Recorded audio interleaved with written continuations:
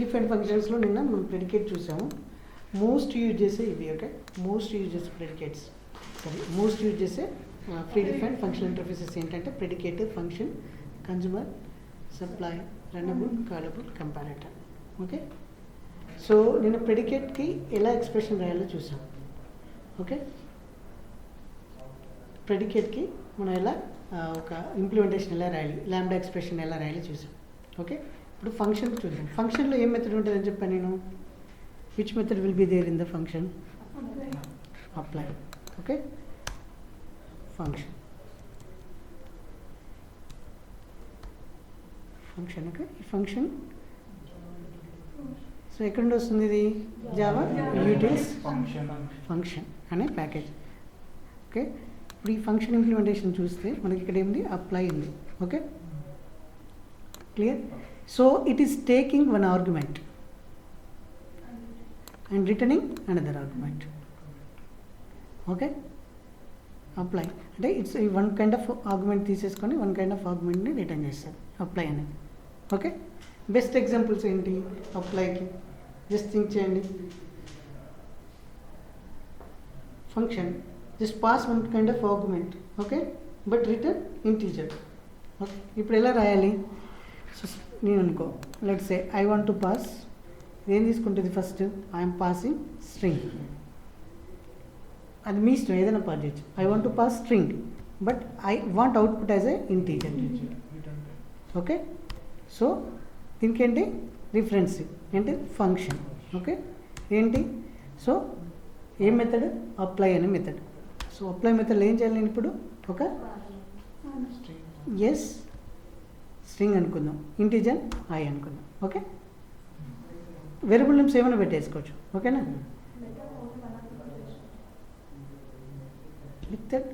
Method is taking only one.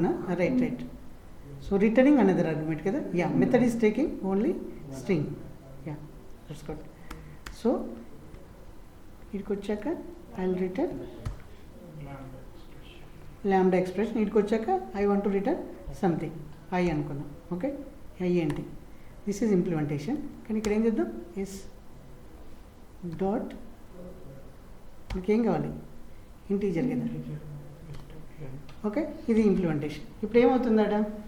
Yes అనేది string నేను pass చేశాను, కానీ ఇప్పుడు నాకు రిటర్న్ కావాల్సిందంటే ఐ అంటే ఏంటి? ఇంటీజర్. ఇంటీజర్ ఏంటి? ఇక్కడ నాకు ఇప్పుడు ఇంటీజర్ ఎలా వస్తుంది? నువ్వు పాస్ చేస్తుంది స్ట్రింగ్. నువ్వు డైరెక్ట్ నేను ఇంటీజర్ పాస్ చేస్తుంటే you can add code it. But అదేంటి? దానివల్ల యూజ్ ఏంటి? I can pass 1. ఓకే, ఇదేం చేయదు, ఏమి ఇష్యూ ఏమి ఇవ్వదు. ఓకే, ఏంటంటే దానికి కావాల్సిందంటే ఇంటీజరే. So we are returning the integer. కానీ ఇక్కడ మన ఇంటెన్షన్ ఏంటి? డైనమిక్గా ఉండాలి. ఏదైతే స్ట్రింగ్ పాస్ చేస్తున్నానో ఆ స్ట్రింగ్కి నేను I want to get the string length. Okay, అర్థమైందా? This is function. Okay, so మనకు తెలుసు ఇదంతా ఆబ్జెక్ట్ క్రియేషన్ అనుకోండి. ఓకే, కానీ ఇక్కడ ఇదేంటి? ఇది ఆబ్జెక్ట్ క్రియేషన్ కదా, ఇది ఇంప్లిమెంటేషన్. ఇంప్లిమెంటేషన్కి ఒక రిఫరెన్స్ పాస్ చేస్తున్నాం. బట్ ఆల్వేస్ రిఫరెన్స్ ఇవ్వాల్సిన అవసరం ఉందా? రిఫరెన్స్ అసైన్ చేయాల్సిన అవసరం ఉందా?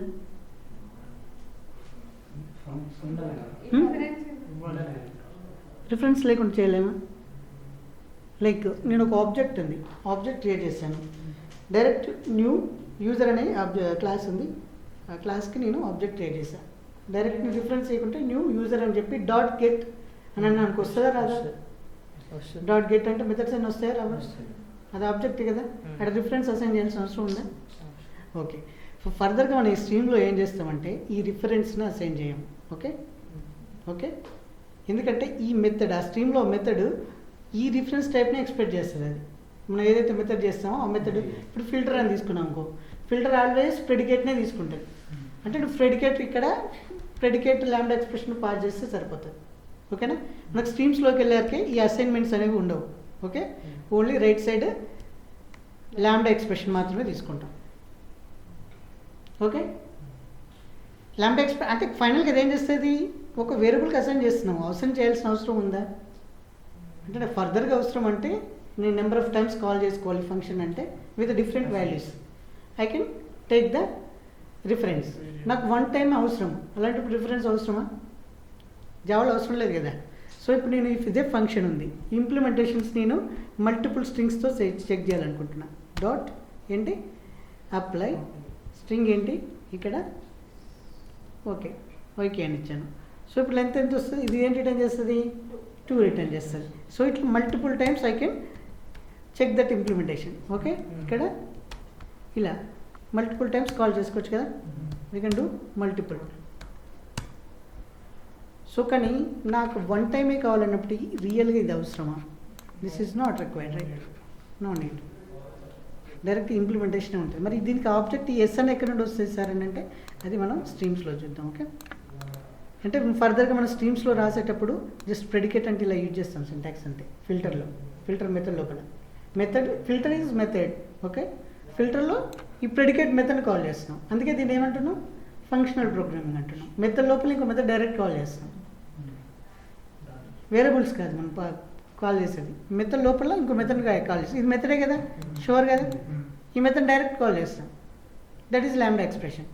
ల్యాండా ఎక్స్ప్రెషన్ డైరెక్ట్ స్ట్రీమ్స్లో కాల్ చేస్తాం కాబట్టి వీటిని ఏమంటారంటే ఫంక్షనల్ ప్రోగ్రామింగ్ అంటారు మెథడ్ లోపల. ఓకే సో ఇది అప్లై. సో నెక్స్ట్ ఏంటి we have a supplier. Okay supplier ఏంటి, సప్లయర్ ఏముంటుంది, so it will take 1 argument. Okay supplier ఏం చేస్తుంది, just if you want anything it will return. So దీని use ఏంటి, ఇక్కడ గెట్ మెథడ్ యూజ్ ఏంటి. ఓకే సో ఏంటి సార్ ఏం పాస్ చేయదు ఇది రిటర్న్ చేయడం ఏంటి, we're not passing anything but it's returning something. దీన్ని ఎక్కడ యూజ్ చేసుకోవచ్చు, నువ్వు ఎంత క్రియేటివ్గా యూజ్ చేసుకుంటావో నీ ఇష్టం. దీనికి ఆర్గ్యుమెంట్ అవసరం లేదు but you want to return something, అలాంటి కేసులో మనం యూజ్ చేసుకోవాలి. లెట్స్ సే ఈ సప్లయర్ ఉంది, సప్లయర్కి ఏంటి నేను టైప్ను మెన్షన్ చేసుకోవచ్చు, నువ్వు ఎటువంటి టైపు నీకు కావాలి. ఓకే ఇక్కడ టైప్ అది ఎక్స్పెక్ట్ చేస్తుందా సప్లయర్, ఆ టైపే ఇక్కడ రిటర్న్ అవుతుంది right. So generic type expect చేస్తుంది, నేను ఏం చేస్తున్నా నాకు కావాల్సింది స్ట్రింగ్ అన్నా. ఓకే సప్లయర్ ఇక్కడ ఏంటి ఇది మెథడ్, మెథడ్ ఏం చేస్తుంది ఆర్గ్యుమెంట్ తీసుకుంటుందా, నో ఆర్గ్యుమెంట్, జస్ట్ ఏం చేయాలి ఇక్కడికి వెళ్ళాక I want to return string, that's it. String return చేస్తున్నా కదా, డైరెక్ట్గా ఆబ్జెక్ట్ క్రియేట్ చేసి రిఫరెన్స్ అవసరం ఇక్కడ ఒక స్ట్రింగ్ క్రియేట్ చేసుకొని దాన్ని ఎస్ వేరియబుల్కి అసైన్ చేసి ఎస్ని రిటర్న్ చేయడం. నువ్వు అలా చేయాలి, మల్టిపుల్ థింగ్స్ చేయాలంటే you should have the reference, curly braces ఉండాలి. ఓకే డైరెక్ట్ నువ్వు 1 లైన్లో కాకుండా ఇలా చేయాలనుకున్నప్పుడు ఏం చేయాలి మల్టిపుల్ ఉండాలి. ఇప్పుడు ఏం చేయాలి first string name is equal to Sai, తర్వాత ఇక్కడ రిటర్న్ నేమ్. ఓకే ఇక్కడ సెమికోలన్ ఉండాలి right. So you can write multiple lines రాయాలంటే ఇలా రాయొచ్చు. ఓకే ఇక్కడ సెమికోలన్ కర్లీ బ్రేసెస్ పెట్టేసాం. ఓకే ఇలా రాయొచ్చు. ఓకే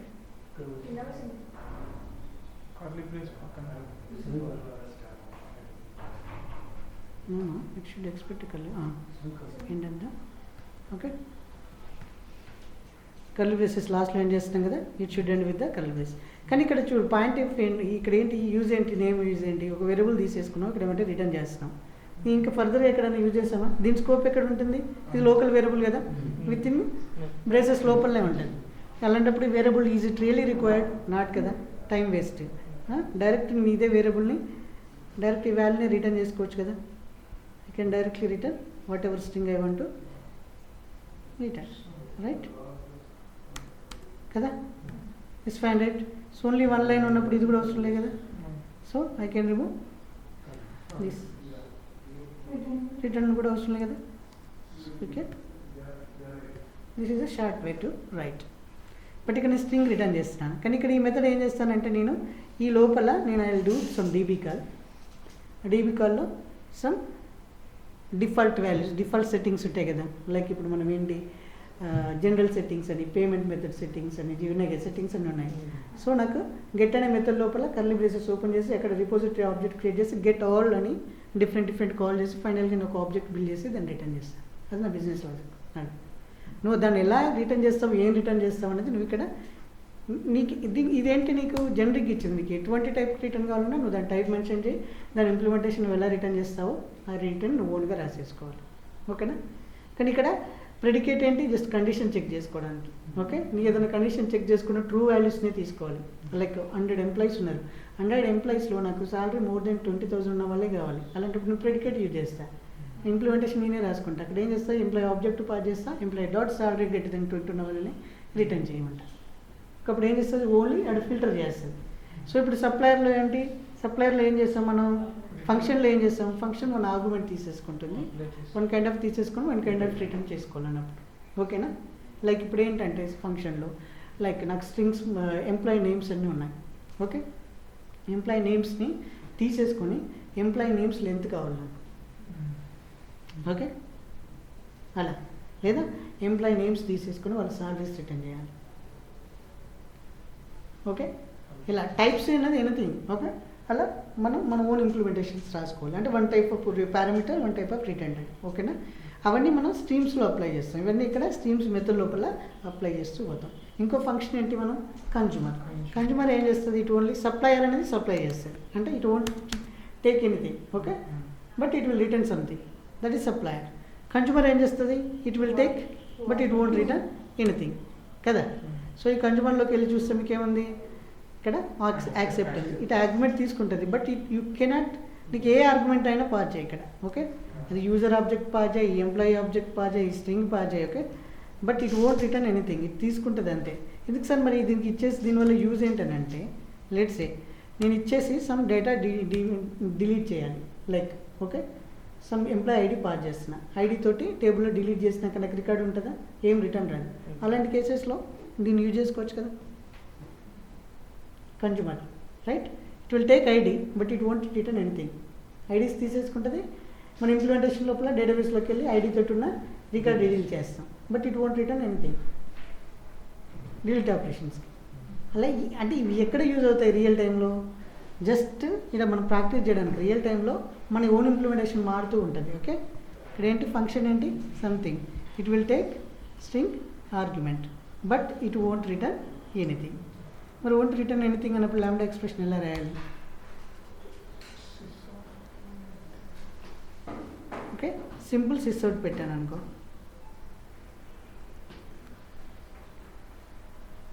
సో ఇంప్లిమెంటేషన్ ఏదైనా కావచ్చు implementation, but you should not return anything. సరే, ఇక్కడ ఆర్గ్యుమెంట్ పాస్ చేయాలి, వేరియబుల్ పాస్ చేయాలి, just I have to print that value. Okay, that's it. But I'm not returning anything, just I'm printing. Okay, ఇలా కాకుండా sys out పెట్టకుండా మీరు just string అన్నారంటే you are returning something, ఇది error వస్తుంది. Okay, ఈ syntax వేరు, because you are returning this variable year. కానీ ఇక్కడ నేను ఏం చేస్తున్నా, సిస్ అవుట్ పెట్టి జస్ట్ వచ్చిన వాల్యూస్ని ప్రింట్ చేస్తున్నా, అంటే it's mean like I'm saving in database అనుకోండి. అర్థమైందా సౌమ్య? కన్ఫ్యూజన్లో ఉందా? అర్థమైందా? ఇది అర్థమవుతున్నా నెక్స్ట్ స్ట్రీమ్స్ అనేవి మనకు వెరీ క్లియర్గా ఉంది. ఓకే, సో ఇప్పుడు మనం చూసాం జనరల్గా మనం రాసిన ఒక ఫంక్షనల్ ఇంటర్ఫేస్ను ఎలా యూజ్ చేయాలి, లాంబ్డా ఎక్స్ప్రెషన్స్ని ఎలా యూజ్ చేయాలి. అలాగే already free different functional interfaces ఉన్నాయి. ఏంటవి? Predicate and supplier, consumer. Okay, these are existing functional interfaces. ఆ ఫంక్షనల్ ఇంటర్ఫేసెస్ని ఎలా యూజ్ చేయాలి? So whenever we apply the streams, API, ఇంటర్నల్గా ఈ ఫంక్షనల్ ఇంటర్ఫేసెస్ తీసుకుంటాయి. So based on that we can write the arrow functions. Arrow functions are lambda and same. Okay, maybe I introduced a new word, arrow functions. Arrow and enti, this is arrow. Okay, arrow functions are lambda expressions are same. Clear? But it's central